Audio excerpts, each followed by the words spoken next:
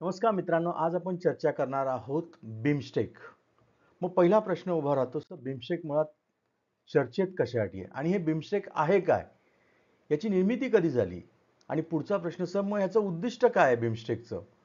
कशासाठी आणि याच्यातनं काय गाठायचं आहे? मग भारताची याच्यामध्ये काय भूमिका आहे? आणि आता जी काही परिषद झाली की ज्याच्यासाठी आजचा व्हिडिओ आपण करतोय, तो काय आहे नक्की? मग ही परिषद कुठे भरली होती? थायलंडची. तर मग थायलंडशी आपले संबंध कसे आहेत? आणि शेवटी अर्थातच बिमस्टेकचं महत्त्व काय आहे?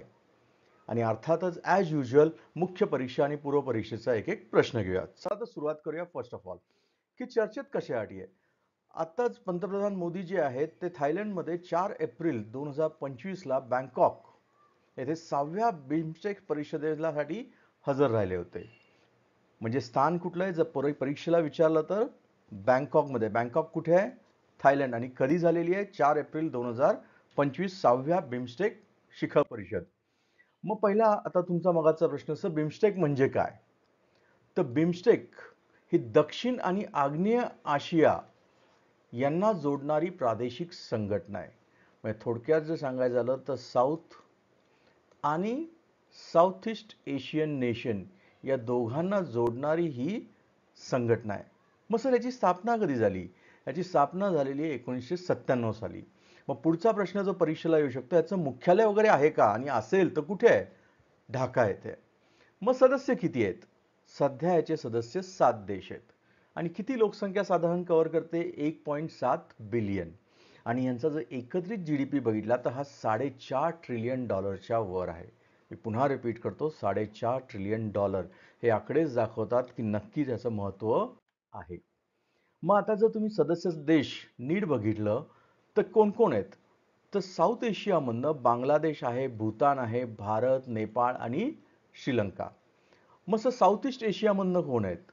तर म्यानमार आणि थायलंड हे दोघं जण आहेत. पुन्हा एक सांगतो, जेव्हा कधी तुम्ही आय-आर म्हणजेच आंतरराष्ट्रीय घडामोडीचा अभ्यास करत असाल तेव्हा मॅपला प्रचंड महत्त्व द्या. का तर मॅप जर बघितला तर तुमचा अर्धा अभ्यास तिथेच क्लिअर होतोय. इथे तुम्हाला नीट दिसत असेल, हे सगळे देश एकमेकाच्या बाजूला आहेत. आणि नॉर्मली आपण असं नेहमी म्हणतो की जिओग्राफी बदलता येत नाही, भूगोल बदलता येत नाही, म्हणजे शेजाऱ्यांशी चांगले संबंध असणं कधीही तुम्हाला फायद्याचंच आहे. आणि त्या दृष्टिकोनातून जर बघितलं तर बिमस्टेकचं महत्त्व भारतासाठी पण खूप आहे आणि एकंदरीत साऊथ आणि साऊथ ईस्ट एशिया दोघांसाठी आहे. परीक्षेला कदाचित असेही प्रश्न विचारू शकतात की 6वी परिषद जी झाली जी बँकॉकला होती, पण बँकॉकची लोकेशन ही देखील विचारली जाऊ शकते तुम्हाला. त्यामुळे त्या पद्धतीने अभ्यास सुरू करा. मग सर बिमस्टेक झाली कधी? बिमस्टेक मगाशी म्हटल्याप्रमाणे 1997ला झाली होती. त्यावेळी हिचं नाव वेगळं होतं. त्यामुळे परीक्षेसाठी नीट लक्षात घ्या. त्यावेळी हिला बिस्टेक म्हटलं जात होतं. म्हणजे कोण? तर बांगलादेश, इंडिया, श्रीलंका आणि थायलंड. म्हणजे ओरिजिनल याच्यात किती देश होते? 4 देश होते. म्हणजे परीक्षेला जर मल्टिपल चॉईसचा प्रश्न आला प्रिलिम्सला तर किती देश होते? 4. कुठले कुठले? बिस्टेक, बांगलादेश, इंडिया, श्रीलंका, थायलंड. मग ईसीचा अर्थ काय? इकॉनॉमिक कोऑपरेशन, आर्थिक सहकार्य या सगळ्यांमध्ये असावं म्हणून. त्यानंतर मग 97 साली म्यानमार जॉईन झालं आणि याचं नाव झालं बिमस्टेक. आणि 2004 साली नेपाळ आणि भूतान या दोघांनी जॉईन केलं आणि फायनल नाव तुम्हाला मिळालेलं आहे बिमस्टेक. आय होप हे कळलेलं आहे की नावाची उत्क्रांती कशी झाली, किती देश होते आणि कुठले देश कधी ॲड झाले. जर परीक्षेला आला तर तुम्ही नक्की उत्तर लिहू शकाल. मग सर याचं नक्की उद्दिष्ट काय? कशासाठी याची स्थापना केली तुम्ही? जर मगाशी म्हटल्याप्रमाणे जे देश एकमेकांच्या शेजारी आहेत त्यांचा जर एकमेकांशी चांगले संबंध राहिले तर सगळ्यांचाच विकास होण्यास मदत होतं. म्हणजे याचं सगळ्यात पहिलं उद्दिष्ट काय? तर आर्थिक विकासाला पाठिंबा. एकेकाचं बघण्यापेक्षा असे प्रकल्प शोधा की ज्याच्यावरती तुम्ही एकत्र काम करून सगळ्यांचाच विकास वाढवता येईल. सगळ्यांनाच फायदा आहे. सगळ्यांनी जर भागीदार म्हणून काम करायला सुरुवात केली, एकमेकांना सपोर्ट करून काम करायला गेली तर त्याने देखील त्या पूर्ण एरियाचाच विकास होऊ शकतो. इतकंच नाही तर प्रत्येक देश कशात ना कशात पुढे असतो. For example Bharat space, science, technology, software याच्यामध्ये आहे. व्हिएतनाम, बांगलादेशचं काहीतरी वेगळं हे आहे. बांगलादेश टेक्स्टाईलमध्ये आहे. तर थायलंड, बँकॉक हे वेगळ्या सेक्टर्समध्ये आहेत. तर या सगळ्यांनी जर एकमेकांना मदत केली तर विज्ञान, तंत्रज्ञान, शिक्षण, सामाजिक समस्या यासारख्यात मदत आणि समर्थन करणं सोपं जाऊ शकतं. R&D साठी तुम्ही प्रयत्न करू शकता आणि ह्याच्यासाठी वेगवेगळ्या लोकांना तुम्ही संधी उपलब्ध करून देऊ शकता.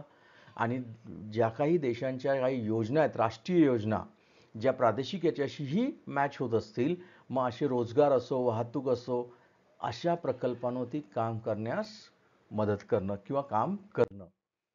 मग प्रादेशिक प्रकल्प केल्यामुळे काय होईल? अर्थात याच्यामुळे एक वैयक्तिकरित्या काम न करता समूह म्हणून काम केल्यास अधिक उपयुक्त अशा प्रकल्पावर तुम्ही काम करू शकता. इतकंच नाही तर आज जगामध्ये बऱ्याच गोष्टी आहेत की ज्याला एक पर्टिक्युलर देश तो प्रॉब्लेम सॉल्व्ह करू शकत नाही. मग असा कुठला प्रॉब्लेम आहे सर? दहशतवाद. हा सोडवणं काही एका देशाच्या हातून शक्य नाही आहे. संघटित गुन्हेगारी, नैसर्गिक आपत्ती. तुम्ही म्हणाल सर आपण श्रीमंत आहोत सर. अरे पण सुनामीसारख्या गोष्टी आल्या किंवा हवामान बदल, क्लायमेट चेंज किंवा कोविडसारखं, तर अशा वेळी एकत्र काम करणं कधीही चांगलं असतं आणि अशा ठिकाणी अशा संघटनेचा खूप फायदा होतो. इतकंच नाही तर बिमस्टेकने काय केलं पाहिजे, तर इतर ज्या काही आंतरराष्ट्रीय संघटना असतील आणि त्यांची उद्दिष्ट अशीच चांगली असतील किंवा सारखी असतील, तर अशा आंतरराष्ट्रीय गटांशी देखील सहकार्य केलं पाहिजे. आणि एक गोष्ट आणखीन महत्त्वाची म्हणजे की या भागातली, म्हणजे कुठल्याही एका पर्टिक्युलर देशातली नाही तर सगळ्या पूर्ण भागातली, बिमस्टेक हा पूर्ण जो साऊथ आणि साऊथ ईस्ट एशियन नेशनमधला जो काही भाग आहे, या भागातली गरिबी दूर करण्याचा प्रयत्न केला पाहिजे. आणि सगळ्यात पुढचा भाग आहे तो म्हणजे चांगली कनेक्टिव्हिटी दिली पाहिजे. मग तुम्ही म्हणाल सर चांगली कनेक्टिव्हिटी का? कारण का जर तुम्हाला ट्रेड करायचा आहे, व्यापार करायचा आहे, तर व्यापार वाढवायचा असेल तर चांगली कनेक्टिव्हिटी असणं गरजेचं आहे. म्हणजेच अर्थव्यवस्था जर वाढवायची आहे तर तुम्हाला रस्ते, रेल्वे, हवाई या गोष्टी कराव्याच लागणार आहेत, म्हणजे फिजिकल इन्फ्रास्ट्रक्चर. पण आजच्या काळात फक्त फिजिकल इन्फ्रास्ट्रक्चरच महत्त्वाचं आहे का? तर नाही, डिजिटल कनेक्शन देखील सुधारणं खूप गरजेचं आहे. त्यामुळे त्याच्यावर देखील लक्ष केंद्रित केलं पाहिजे. आणि एवढंच नाही तर ट्रेड आणि गुंतवणूक, इन्व्हेस्टमेंटला देखील चालना देणं हे याचं उद्दिष्ट आहे. म्हणजे उद्दिष्ट तर बऱ्यापैकी मोठी आहेत आणि ही जर उद्दिष्ट खरंच अचीव केली सगळी, तर नक्कीच पर्टिक्युलर देशाचा नाही तर संपूर्ण भागाचा विकास चांगला होऊ शकतो. मग सर कुठली कुठली सेक्टर आहेत की ज्याच्यात सहकार्य करता येईल या सगळ्यांना, जर परीक्षेला प्रश्न आला तर? जर मॅप मुद्दाम बाजूला ठेवलेला आहे, जर मॅप तुम्ही नीट बघितला तर तुम्हाला दिसेल हे सगळे देश एकमेकांच्या बाजूला अटॅच देश आहेत. मग अशा वेळी तुम्हाला असं वाटत नाही का की हे सगळे देश जर एकमेकांशी कनेक्ट झाले चांगल्या पद्धतीने, तर त्याचा फायदा या सगळ्यांनाच होईल? कशासाठी? व्यापारासाठी, इन्व्हेस्टमेंटसाठी आणि संपूर्ण भागाचाच विकास होईल. इतकंच नाही तर मगाशी म्हटल्याप्रमाणे पर्यावरण, हवामान बदल, सुरक्षा या गोष्टी अशा नाहीत की कुठली एक पर्टिक्युलर कंट्री म्हणू शकेल की आम्ही आमचं आमचं बघू. फॉर एक्झाम्पल आत्ता काही दिवसापूर्वीच म्यानमार आणि थायलंडमध्ये मोठा भूकंपाचा धक्का आला होता. मग अशा वेळी भारताने लगेच मदत डिक्लेअर केली होती की बाबा आम्ही मदत करायला तयार आहोत आणि ती केलीही पाहिजे. इतकंच नाही तर फूड सिक्युरिटीसारखा इश्यू, अन्न सुरक्षा असो किंवा ॲग्रिकल्चर इश्यू, याच्यामध्ये देखील एकत्र काम करू शकता.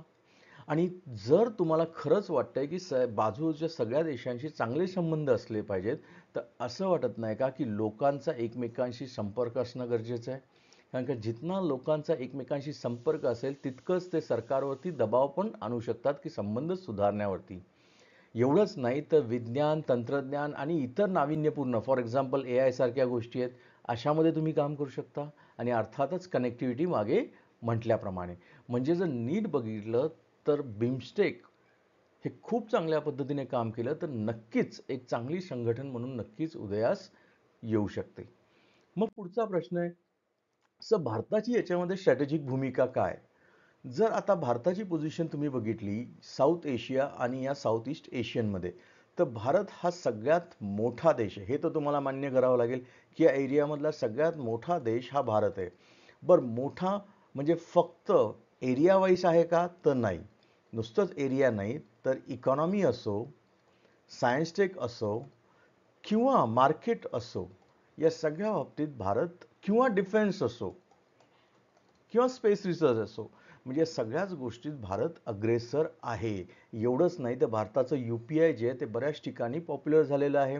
म्हणजे ट्रेड असो, डिजिटल पायाभूत सुविधा असो किंवा सिक्युरिटीच्या बाबतीत भारत खरोखरच पुढे आहे.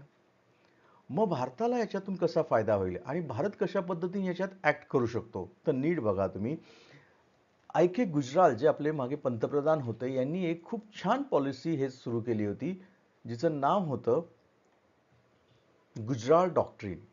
किंवा 1990च्या काळानंतर भारताने 1991 नंतर भारताने थोड्या त्यांच्या परराष्ट्र धोरणामध्ये काही बदल केले आणि नेबरहूड फर्स्ट म्हणजे काय, तर आमच्या आजूबाजूचे देश आहेत ज्यांना पहिल्या लेवलला आपण प्रायोरिटी द्यावी. ॲक्ट ईस्ट, आधी आपण म्हणत होतो लुक ईस्ट. आधी पॉलिसी काय होती की लुक ईस्ट म्हणजे पूर्वेकडे बघा. आता आपण म्हणतोय ॲक्ट ईस्ट म्हणजे नुसतं बघू नका, तर त्यांच्याशी चांगले संबंध डेव्हलप करून लॉंग टर्ममध्ये त्यात चांगलं अचीव करा.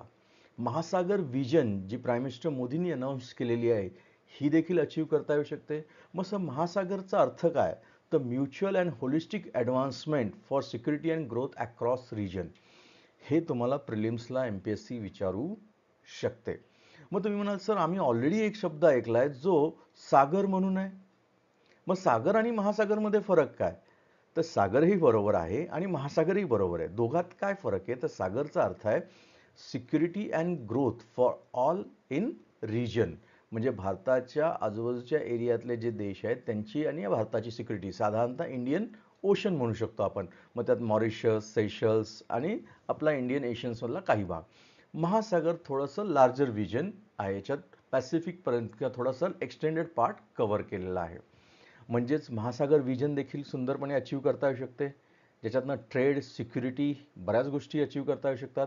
आणि नेक्स्ट म्हणजे भारत बिमस्टेकचं हे करून FTA म्हणजेच फ्री ट्रेड एरिया देखील अचीव करू शकतो आणि इन्फ्रास्ट्रक्चर सुविधा देखील करू शकतो का, आणि त्याचा काय फायदा आहे. जर तुम्ही भारताचं नीट बघितलं, जर आसियान गटाशी जर तुम्हाला बिझनेस करायचा असेल किंवा ॲक्ट ईस्ट करायचं असेल, तर तुम्हाला या देशांमधनंच जावं लागेल.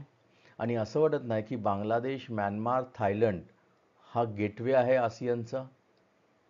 आणि मग इन्फ्रास्ट्रक्चर सुधारलं तर नक्कीच व्यापार देखील चांगला सुधारू शकतो. आणि सध्या जे काही व्यापार युद्ध चाललंय, अमेरिकेचं ज्या पद्धतीचं बिहेवियर आहे, अशा वेळी जर बिमस्टेकसारखी संघटन आणि त्यातले देश एकत्र येऊन जर काम केलं तर अर्थात सगळ्यांचाच विकास होऊ शकतो. मग सर आत्ता जी परिषद झाली त्याच्यामधले काही ठळक मुद्दे आहेत का, तर त्यांची थीम काय होती, तर प्रॉस्परस, रेझिलियंट अँड ओपन. नीट बघा, म्हणजे प्रॉस्परस म्हटलंय, सगळ्यांनाच प्रॉस्परस असलं पाहिजे. आणि विजन 230 स्वीकारलेलं आहे. तर इंडियाने 21 पॉईंटचा ॲक्शन प्लॅन दिलेला आहे. सेंटर फॉर एक्सलन्स बोधी कौशल्य कार्यक्रम. आता बोधी म्हणजे काय, हेही परीक्षेला येऊ शकतं. तर बोधी या शब्दाचा अर्थ बघा, BIMSTEC organise development of human resource and infrastructure, हा याचा अर्थ होतो.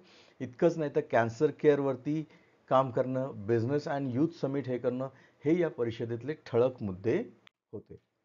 मग सर ही परिषद जी झाली ती थायलंडमध्ये झाली, बँकॉक या ठिकाणी स्पेसिफिकली. तर बँकॉक बरोबर आपले रिलेशन्स आणि त्याच्यामध्ये काय काय, तर बँकॉक बरोबर आपला सागरी सहयोग असू शकतो, अर्थात समुद्रामध्ये, त्यामुळे संरक्षण आणि सुरक्षा दोन्हीकडे येणार. ॲज युजल मगाशी म्हटल्याप्रमाणे व्यापार, डिजिटल अर्थव्यवस्था यात भारत पुढे आहे. इतकंच नाही तर साऊथ एशिया आणि साऊथ ईस्ट एशियन नेशन्समध्ये बऱ्यापैकी कल्चरल सिमिलॅरिटी आहे, शैक्षणिक संबंध आहेत. आणि इतकंच नाही तर विज्ञान आणि तंत्रज्ञान यात देखील भारत आणि थायलंड एकमेकांना सहकार्य करू शकतात. म्हणजे या दोघांचाही फायदा आहे. मग पुढचा प्रश्न आहे, सर जर परीक्षेला प्रश्न आला डिस्क्रिप्टिव्हमध्ये की बिमस्टेकचं महत्त्व सांगा, बिमस्टेक काय आहे, बिमस्टेकचं आत्ताची कमिटी काय होती आणि बिमस्टेकचं महत्त्व सांगा, असा जर परीक्षेला प्रश्न आला तर त्याचं उत्तर काय असणार आहे. सगळ्यात पहिला पॉईंट माझं म्हणणं आहे, हा सार्कला पर्याय होऊ शकतो. मग तुम्ही म्हणाल सर सार्क काय, south Asian association for regional cooperation, चालू झाली 1985 साली. पण सार्कच्या बाबतीत असं म्हटलं जातं की सगळ्यात फेल्ड जर कुठलं ऑर्गनायझेशन असेल तर सार्क आहे. अर्थात हा बघण्याचा दृष्टिकोन पण आहे, काही जणांचं म्हणणं आहे सार्कने काही गोष्टी अचीव केल्या आहे, पण सार्क बऱ्याच अंशी फेल झाली आहे. तर मग फेल होण्याचं सगळ्यात महत्त्वाचं कारण काय आहे, तर सार्कमध्ये असलेला पाकिस्तानचा सहभाग आणि इंडिया पाकिस्तानचे संबंध हे बऱ्याचदा सार्कवरती परिणाम घडवून आणतात. त्यामुळे सार्क तर पुढे जात नाहीये आणि रिजनल कोऑपरेशन असणं खूप गरजेचं आहे. मग अशा वेळी एका साईडला सार्क आहे ज्याच्यामध्ये पाकिस्तान काही चांगलं स्वतः तर करणार नाही आणि इतरही करू देणार नाही. मग अशा वेळी बिमस्टेक हा एक चांगला पर्याय होऊ शकतो का, तर सार्क मायनस पाकिस्तान, मी पुन्हा बोलतोय तुम्हाला, सार्क वजा पाकिस्तान केलं तुम्ही आणि त्यात थायलंड वगैरे ॲड केलं तर तुम्हाला बिमस्टेक मिळतं. म्हणजे सार्कमध्ये ज्या गोष्टी अचीव करता नाही आल्या त्या बिमस्टेकमधनं करू शकतो आणि तो सार्कला एक चांगला पर्याय होऊ शकतो. पहिला पॉईंट. दुसरा, जसं मी म्हटल्याप्रमाणे आर्थिक आणि सांस्कृतिक या सगळ्यांना गाठणारा एक चांगला सेतू बनू शकतो. तिसरा, जो आसियन कंट्रीजलाही एक भेडसावणारा प्रश्न आहे, कुठला? तर रिजनल डॉमिनन्स. काही कंट्रीज आहेत त्या डॉमिनेट करायचा प्रयत्न करतायत. मग प्रादेशिक वर्चस्वाला नक्कीच विरोध करता येऊ शकतो एकत्रपणे. आणि जर सगळेच एकत्र आले तर विकास देखील मजबूत करता येऊ शकतो. म्हणजे बिमस्टेकचं महत्त्व येणाऱ्या काळात नक्कीच वाढेल जर त्या दृष्टिकोनातून प्रयत्न केले तर. मग निष्कर्ष काय? तर बिमस्टेकने आजपर्यंत बघितलं प्रादेशिक सहकार्याला चालना देत आहे आणि याच्यात नेतृत्व अर्थात सगळ्यात मोठा देश भारत आहे, त्यामुळे नेतृत्वाची भूमिका ही कोण करतंय? भारत. आणि यांचा मेन गोल काय? तर प्रॉस्परस अँड रेझिलंट बे ऑफ बेंगॉल रिजन.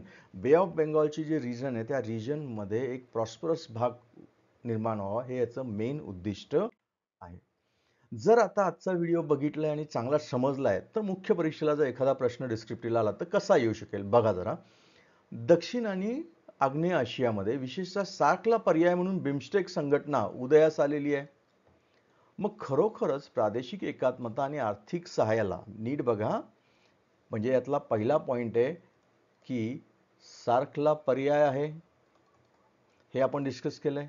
दुसरं, प्रादेशिक एकात्मता म्हणजे रिजनल कॉपरेशन आणि आर्थिक सहकार्य याच्यासाठी बिमस्टेक भूमिका बजावू शकते का? आणि अजून चांगलं करण्यासाठी तुम्हाला उपाय सुचवायचे आहेत. त्यामुळे परीक्षेत ज्यावेळी तुम्ही प्रश्न लिहाल त्यावेळी प्रश्नाला नीट डिकोड करा, नीट बघा आणि त्यानुसार सगळ्या मुद्द्यांचे उत्तर तुम्हाला देता आले पाहिजेत. बऱ्याचदा तुम्ही एकाच मुद्द्यावर जास्त कॉन्सन्ट्रेट करता आणि मग म्हणता सर मार्क्स कमी मिळाले. त्याची कारणं ही असतात. मग हा झाला मुख्यचा. आता पूर्व परीक्षेला बघूया. बिमस्टेकबद्दल खालीलपैकी कोणतं विधान बरोबर आहे? बिमस्टेकची स्थापना मुळात BSTC नावाने 5 सदस्य होते पहिलं. दुसरं, याचं सचिवालय ढाकामध्ये आणि तिसरं, नेपाळ आणि भूतान यांनी 2004 मध्ये बिमस्टेक जॉईन केलंय. मग यातला कुठले पॉईंट्स बरोबर आहेत हे तुम्हाला मार्क करायचं आहे. जर उत्तर येत असेल तर कमेंट बॉक्समध्ये नक्की स्पेसिफाय करा. व्हिडिओ आवडला असेल तर लाईक, शेअर अँड सबस्क्राईब करा. Thank you very much.